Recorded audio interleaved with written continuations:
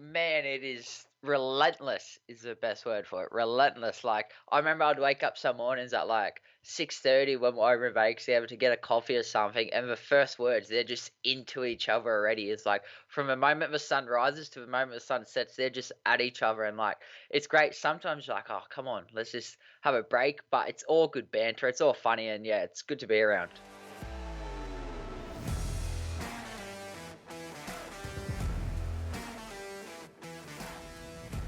All right, Colby, let's get started right away, man. Let's jump into this fight first, right? Because that's the most important thing to talk about. Eternal MMA 64. You're returning after quite a long layoff, man. hmm So how do you feel entering this fight? Man, I feel very, very good already. I'm just at the sort of 5 weeks out from 5 weeks out sort of stage of camp. So intensity is high, the sort of training environment is hard. It's tough sessions day in, day out sort of thing. Like you said, I did have that massive break. I think it was November 2020 I had my last fight. Obviously we planned a quick turnaround and things got mixed up. We ended up going over to Vegas for the Ortega fight. We caught COVID. We had to spend time there. Came back to Australia, had another fight lined up. COVID got in the way.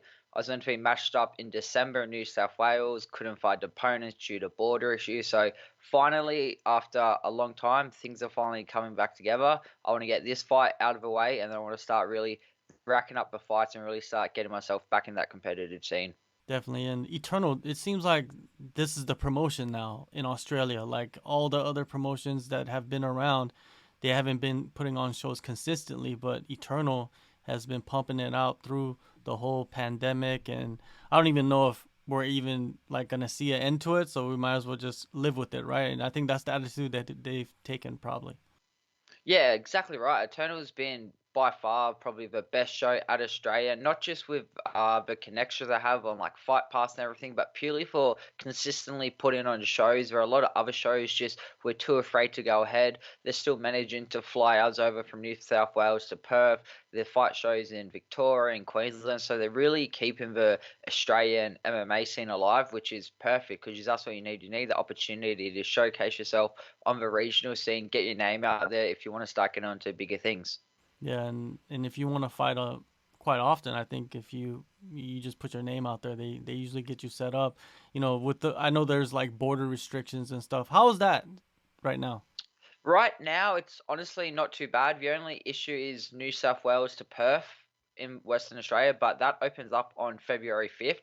And I think in between the other states, it's all fairly open now. I think last month or something, they sort of, when they did that let it rip sort of strategy, everything got opened back up. Before that, it was an absolute nightmare to travel anywhere, but now it's getting better. So, say if we get the fight in February, we can easily do a quick turnaround on Gold Coast in March, sort of thing.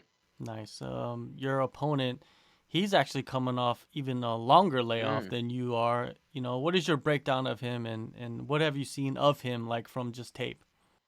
It's hard to say because, like you said, he did have a long layoff. It was 4 years ago since his last fight.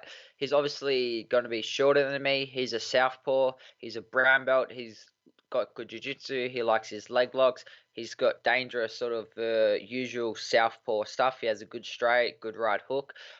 So he does have a few challenges in that he's tough as well. But I think the game plan that we're coming in with to this fight is really going to sort of expose a few weaknesses we think he has and sort of showcase a lot of his strengths I've been developing in my time away from competition. Because even though I haven't been competing to say as such in the cage, I've still been in the gym day in day out, 2 to 4 sessions a day for like the last 14 months straight, sort of thing. So it hasn't been like I've been slacking any time. Like the work's been putting in, and I'm finally excited that I can actually go out and show what I've been working on. Definitely. And you mentioned the guy has some leg lock attacks, and you were in Vegas with Craig Jones for a little bit. You know what I mean? So Craig Jones Yeah. is one of the best in the world at that. Mhm. Yeah, exactly right. So a lot of the stuff he does well, I think, plays into my style anyway. It's like even though even say if competitors down the line on my fight, just because they might have on paper better pure Brazilian jiu-jitsu than me, at the end of the day, it's an MMA fight. It's not about the jiu-jitsu. There's punches, elbows, there's a cage involved. There's a lot of things that can throw a spanner in the works. Whereas I think people, if they do rely on like that one strategy of like the straight plain bottom jiu-jitsu in an MMA fight, I don't think it's going to end well. Frank Hitman, I got to ask you about Hmm. him. Someone that you were with for a while and you've probably been around him a lot. What kind of accent does he have? Is it Australian or New Zealand? Man, I've seen him fool people that he has an Australian accent and he sells it well, sort of thing. I think the boys call him Chameleon Frank because it just blends in with anything he does. Like, I've seen him do New Zealand accents, Australian accents. He can probably do a Chechen accent. Like, he can do it all.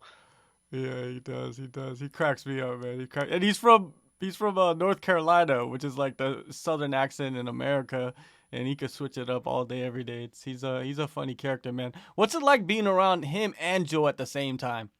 Oh man, it is relentless is the best word for it. Relentless. Like I remember I'd wake up some mornings at like 6:30 when we're over in Vegas able to get a coffee or something, and the first words they're just into each other already. It's like from the moment the sun rises to the moment the sun sets, they're just at each other, and like it's great. Sometimes you're like, oh come on, let's just have a break, but it's all good banter. It's all funny, and yeah, it's good to be around.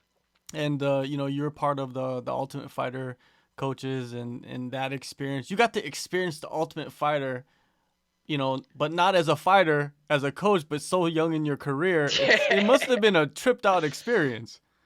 Oh man, it was insane. Like how it all played together was from just obviously going over to fight Ortega. Then we caught COVID, so had like the highs and lows of that. Then we had the Ultimate Fighter opportunity. I wasn't sure if I was gonna have to head back home to Australia or if I then like is there a possibility of me actually getting on the show? But due to the lack of pro fights experience, it wasn't gonna happen. And then I was able to go into like a coaching staff and just to see guys in my own weight division at 135, and we had the 185ers. It was unreal. And like you said, being in that training room every single day, sort of, not so, I'll guess I was a coach in the sense, but I was more like a training body. Like, obviously, there was guys that have been training a lot longer than me, older than me, probably had a bit more knowledge, but it was good to actually just be in there, being with the boys all the sessions. So it's pretty much like I was able to be on the show, training with all of them. I just didn't get the fighting part of it.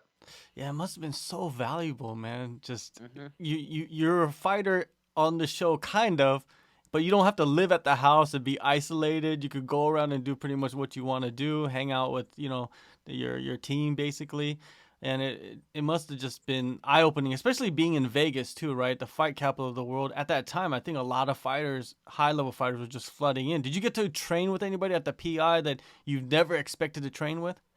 I knew how to PR. Not necessarily because we stuck to our own bubble and our going group sort of thing. But even in saying that, like just the average day over there was so crazy. Like say we'd wake up, we would go to the Apex at probably 9 to train an hour before we train the boys. So then you're talking, I'm doing like MMA rounds with Volko, wrestling with Frank Hickman, jiu-jitsu with Craig, Joe's holding pads, Woody's doing S&C, like crazy morning sessions, come in, train with the Ultimate Fighter boys, go across the road to the PI, do another session, jump in the recovery room, see guys like Francis and Ngannou, like all the biggest names. You just see them like come in, come out sort of thing, jump in a sauna, ice bath, go back home, relax, come back, train with the fighters again. Like that was day in, day out, just living that lifestyle and like the fight capital of the world is such an amazing experience. So when you go back and go back to the small town lifestyle, did you miss it while you were in Vegas a little bit? I miss the training aspect of it, but I'm actually like a really simple guy. Like I'd like to just go like I could live in a really good place down like by the lake, by the water. So I like enjoy like just a walk, a good book. I got a kayak, I go out on the water and stuff like that. So as much as it is fun in that in like the big city of Vegas and that, I biggest thing I missed was just the training sort of even not even training, just the training schedule where I was able just to commit full time, didn't have to worry about work or anything like that. But coming back home, like I love where I live sort of thing. Like I think where we live is like one of the best places in the world. We got like the best gym 5 minutes away from my house with a world champion, good coaches, beautiful beaches, like everything's pretty set up for where I am here. That's nice. And in this training camp for this particular fight, when did you guys start getting into the grind? So I did a 8 week camp back in when was it? Just before November, we started for my last fight, which was meant to be in December. So I did a full 8 weeks. That didn't happen. So I took about 2 weeks, 2 weeks, not off, but more sort of relaxed over Chrissy. And then what's today, the 18th? Yeah, so we started camp on the 7th last week. So last Monday, I think it was, or just before. Yeah, we started a sort of hard camp. I'm still at the gym the exact same amount of time when I'm in camp to when I'm not out camp. Only thing changes is a few more technical sessions, go a bit more opponent specific, and you just up a few of them sort of medium intensity sessions to high sessions. Then you change a few sort of goals in your sparring session, but realistically, not too much has changed. A few harder sessions, but realistically, when I'm in camp or out of camp, I'm always still at the gym, sort of improving. You were there like when it was mainly kind of you and Volk and a couple other guys, right? But now it seems like slowly higher level fighters are starting to kind of come in to train with the team, even join the team. Hmm. Who have you kind of latched onto, that have come in, as of late just to train like closely? So we had a lot of good guys come in. I think ever since the first COVID camp we had, and that's when we had like Jamie Malarkey, Brenton Mumford, Josh Coolabau, Trent Gurdon, Blake Donnelly, Martin Newman was coming in for a few sessions. So we had all of that sort of group when everything was shut down. And then a lot of them boys have just stuck around sort of thing. So they're going to come down for obviously Volko's next camp against the Zombie when that starts. And then in between we have always had like Arlene, Tyson Pedro, people like that come down for our sessions. That so it's really cool to see that we get that big mixture because like you're saying, go back even 3 or 4 years ago, it was hard to find the bodies of Volker to train. That was why I always had to go over to Tiger Muay Thai or City Kickboxing and that because there just wasn't enough people in the sort of New South Wales scene to come down and train. But now everybody's sort of fluctuated and we have that good solid camp here. Yeah, you guys do, and I've watched the whole development of the camp. I mean, with Valko even just going over to Tiger and then going over to City, and then the pandemic hit, and he had no choice but to kind of create his own Mm-hmm. camp in Australia, and it's worked out, man. It's like championship level camp. Yeah, exactly right. What was it? I think it was the second max fight. I think was the first time we had to do that, and that was on the 6 week notice. So I was sort of trying to get everything to work and to play in that. It was not awkward. It was just hard with the restrictions, everything. But now we got it dialed into a T sort of thing. Like all the sessions work well. The boys come down for a couple of nights. They might go back and stay home so they can still see their families and stuff like that. We got good SSC programs which all the boys work with. It's all come together really well. When you got your fight announced, I believe Volko got his fight announced not too long afterwards. So you guys are kind of in starting the camp together, and then Hmm. Max Holloway pulls out like I don't even know the next day. Like, when did you guys know that Max wasn't gonna fight Volk, and what was your reaction to the whole situation? Well, I just saw that it was online announced, and I told him, I was like, oh, Breck Okamoto's announced your fight, sort of thing. And he was like, oh, that was a bit early, sort of thing. And I was like, oh, it's just how the UFC does it sometimes. It's like, yeah, I guess we'll just have to see what happens. Like, they might just try to put pressure or whatever. And then, yeah, funny enough, Max pulled out the next day with an injury. So who knows? They might have tried to like see why he wasn't responding or something like that. He just got injured. He might have wanted a later date. It didn't work out, sort of thing. But yeah, it was weird. So I remember the day we actually started camp together. It was if we did the morning session in Wollongong at like a S&C, then we got to the gym. Then halfway through the session, he got that news. He's like, "Oh well, guess I'm not starting camp for another 3 or 4 weeks," sort of thing. Well, then he pretty much becomes like your coach now, right? Instead of being a training partner, really. Yeah, we're still gonna obviously do all the training together and that, but it will help me in the aspect of my fight where he can mimic the body of my opponent now. Whereas if we're both in camp at the same time, we're sparring, I'm trying to play my game on him, he's gonna try and play his game on me. Same thing whether we grapple or on the wall or anything. But now he can still try and work his own game, but he can do it more style specific to my opponent, which will give me the favor. And then yeah, it's a shame because I do like being in the camp with Volko because you do a hard session, so it's always like there's nothing more motivation than seeing like the guy with a belt smash a workout you're trying to do along with him. So you're always going to push. So that's a good thing to have. But that being said, he can take more sort of a coaching role. This one, he's going to sort of give me a few more pointers. He doesn't have to be as focused on himself, sort of thing, as he is when he's in camp. So it definitely will benefit me as well. What are your expectations in this performance? Because I'm pretty sure you have a lot that you want to show because you've Hmm. developed so much throughout the last year and a half. I think I'm just gonna show everyone how much more complete I am as a fighter now. Like I'm gonna be extremely comfortable in there. I'm gonna be sort of dictating the fight, and I'm gonna just sort of play my fight and make him play my fight. Like I know there's gonna be things and tendency he wants to look towards, he's gonna try and force, but I just think I'm just gonna sort of not shut him out in a sense, but I'm going to force him to play my game, and then I'm just going to sort of take over from there. And then, yeah, it's going to be very interesting. There's a few different ways I can see this fight sort of playing out. I know he's tough, so it could be sort of a decision, but it might just be, I think it could be a real sort of good, decisive decision victory where I just come out pretty clean, look good the whole 15 minutes. Or I can see myself finishing him early, sort of thing, on the feet or on the ground, because I'm feeling very dangerous wherever I am inspiring in training right now, and I've still got 5 more weeks to improve. And like I've said, it's not like I've just started this camp ready to fight. I've been working my ass off for the last 12 months to be able to fight, so I'm just super excited to get in there.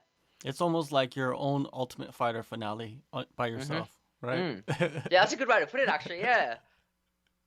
Yeah, that's true. That's good. Yeah, I think so, man. I think if you look at it like that, it's like you're gonna prove like what you've accumulated. You know, what kind of data you accumulated over that time. A couple more questions before I let you go. I want to talk about judging. Judging has always been under the microscope, and open judging is something that's starting to be introduced around the world a little bit more. What are your thoughts on open scoring, and how do you see it impacting fights? Open scoring, that's where safe. I wanted 10-9 will come up after the round 10-9. I think it's pretty reasonable sort of thing. I think it's good because purely most fighters already know if they've won or lost a round. 2, if it's a close fight, it's going to give the person sort of, okay, they might be scoring this a bit heavily, or they might not be weighing as many points for this sort of thing. And 3, I think it keeps the judges real honest, because if you see a terrible decision, like judges can sort of do where they can write it down, give it to a fighter, then it doesn't come out to like 2 or 3 days after the fight where the actual round comes out. But if the judges are held accountable round by round, it's going to make sure they're paying a lot more attention, a lot more switched on. They're actually following the criteria more correctly. Because I think we see there's been so many dodgy decisions where it almost seems like the judges haven't even been watching the fight. So I think an open scoring system would fix that issue. Plus, it does give the fighters like the benefit of, okay, I'm up this round, I'm down this round. I know some people say that they think it might cause the fighters to stall. I don't think really, because fighters aren't the type, just because they see they're up 2 rounds, I don't think they're going to try and stall out a third. They're still going to go out there and try and win it. And if you noticeably look like you're stalling, the fans will let you know. Oh, exactly right. Yeah. And I don't think anybody likes that, right? When you're a fighter. Nah, God no. There's nothing worse. The core group surrounding you as a up and coming fighter is extremely important. How difficult is it for, let's say, a young guy for you to tell the difference between negativity and constructive criticism? That's a good question. I think purely because I only really accept criticism of people I take advice from. So if Joe's giving me criticism, Bolko's giving me criticism, or any of the boys in my training camp, I'm going to take it from them because I know it's coming from that constructive criticism place. It's not, they're telling me what I might not want to hear it, but they're telling me because I need to hear it, and they're trying to help me in the long run sort of thing. Simple as, oh, you sparred shit today because of this habit. Let's fix this. They're not doing it out of place of malice or anything. They're purely doing it to try and see them get better. Whereas I think the negativity is people just trying to sort of pull you down and sort of, pull you down a peg, or just try and insult you for their own sort of self-validation or make themselves feel good. I'm lucky I hardly ever have to deal with any negativity like that. But on the same token, I'm fairly good with that. Like, I'm very easy. If someone's saying something I don't want to hear and I don't have interest, it's very easy for me just like, I don't care, like in one out the other sort of thing. Like, you're not contributing to my goal and what I'm trying to do. If I'm not going to take your if I'm not going to take your sort of advice, I'm not going to take your criticism sort of thing. All right. February 26th, man. Eternal MMA 64. Colby, appreciate the time, man. We got to do many more of these, man. We got to continue these. For sure, man. Thanks for having me on. I appreciate it.